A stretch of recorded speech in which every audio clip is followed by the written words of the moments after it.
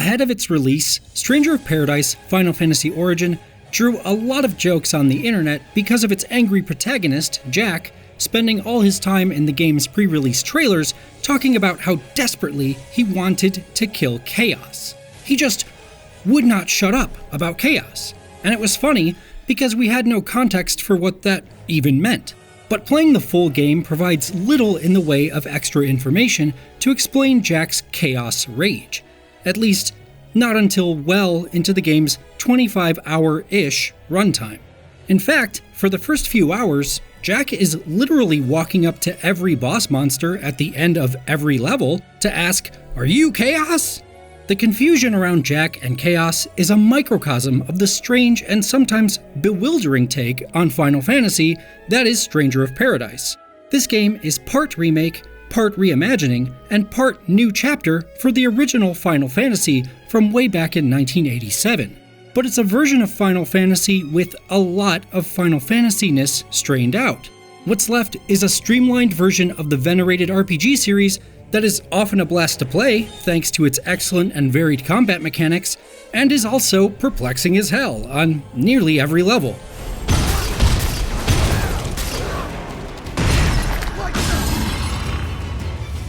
Stranger of Paradise takes the usual Final Fantasy formula of battling monsters, gathering gear, exploring a vast world, and uncovering a lengthy story, and strips away almost everything that isn't related to combat.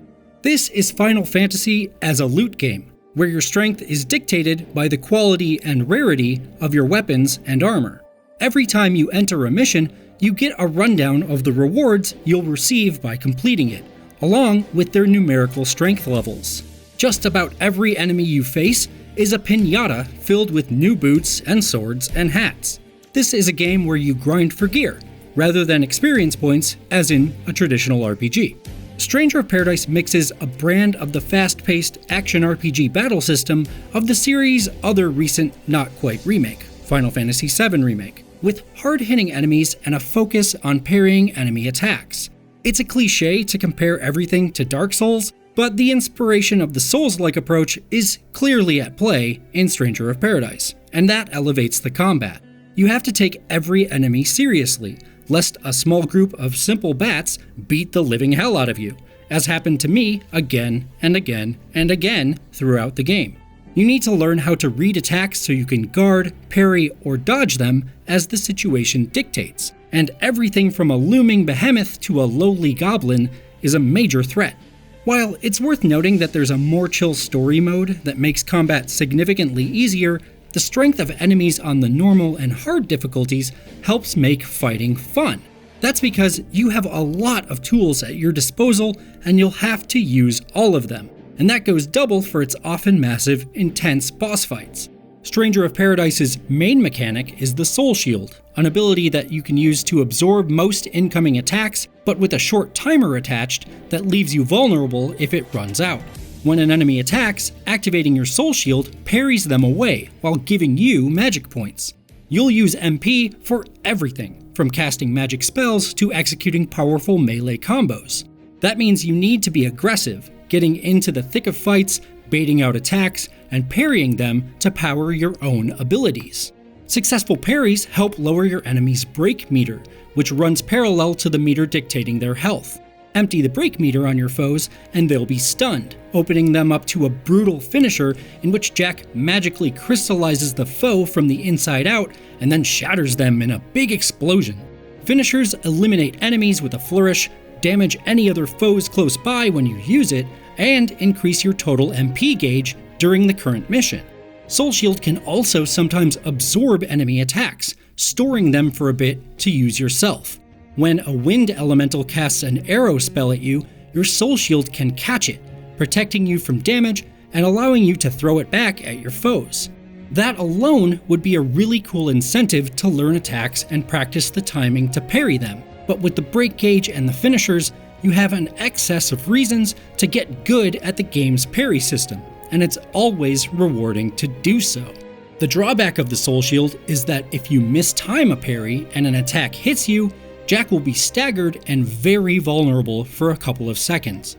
To counter that limitation, you have a normal guard that cuts down on damage received. So fights often start with you guarding to learn an enemy's capabilities, then breaking out the soul shield once you get more comfortable so you can let loose with your best moves. There are a whole lot of those moves to keep track of though. At times, Stranger of Paradise benefits from all that variety. At others, it can be way too dense.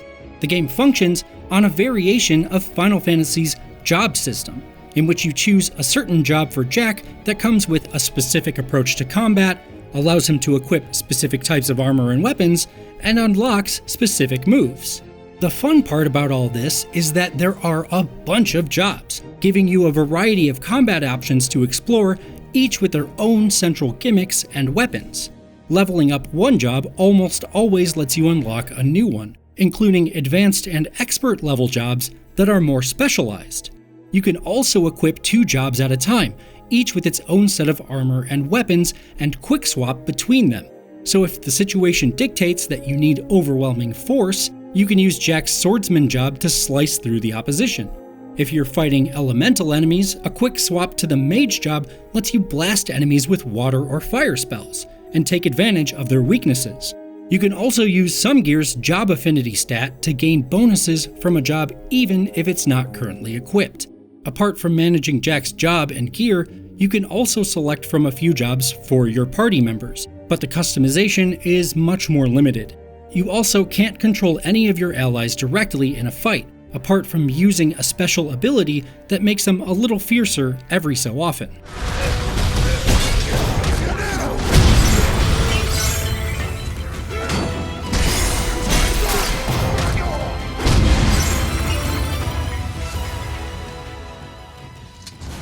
All the customization lets you tune Jack to fight in a lot of different ways.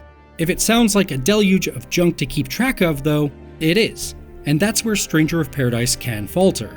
There are so many combos, affinities, jobs, stances, and command abilities that you can easily lose track of them, and once you find a comfortable job and a few effective combos, you probably won't want to mess with a good thing. It can also be punishing to switch jobs as you move through missions, because unleveled jobs make you weaker than leveled ones. So if you're facing a tough mission for which you're underleveled, the game pushes against experimentation. There's also so much gear that you'll find yourself constantly swimming in menus. Each character uses specific weapons and armor, and all the weapons and armor have different upshots and downsides, along with the rarity levels and job affinities, and some even unlock special combos. About halfway through my run, I just started hitting the optimize button on the gear menu whenever I picked up some significant piece of equipment, which felt like roughly every 5 to 10 steps. There's also a crafting system for upgrading your gear, but the flood of new equipment is so fast and furious that it never really made sense to amp up my equipment if I was just going to replace it in the next mission, or even in the next fight. The game's majority focus on combat means Stranger of Paradise mostly forgoes traditional RPG aspects, like visiting merchants, exploring towns, or getting to know minor characters. But that streamlining hides the fact that Stranger of Paradise is still a very story-focused game, even if its approach to story is kind of bizarre. Jack and his friends' overwhelming desire to defeat chaos is confusing. But that's part of the point, as you discover early on that none of the protagonists, the prophesied Warriors of Light, can remember their pasts. They have this need to kill chaos, and that's all they know. The story builds on this theme of memory and mystery, although the characters are fairly flat and uninteresting, and the game never goes out of its way to really develop them. The story itself can be pretty disjointed. Cutscenes pop up during and between missions, but important concepts go unexplained and barely remarked upon. Even the idea that the Warriors of Light are missing their memories is something you'll first have to pick up from context clues. It's not until late in Stranger of Paradise that it becomes clear this is a recontextualization of the original Final Fantasy, and kind of all the other games in the series as well. Similar to the way Hideo Kojima retconned the events of the NES Metal Gear games through the course of Metal Gear Solid 4 and 5. Until it all starts to click, it's just a mess of strangeness derived from cutscenes and loading screen text, and it may never click at all. There are a few other choices in storytelling that are baffling inclusions. Occasionally, you'll be left in a room where you can run around and talk to some other characters, including your party members, in a traditional RPG way. The segments are super brief, with every character only having 1 or 2 lines.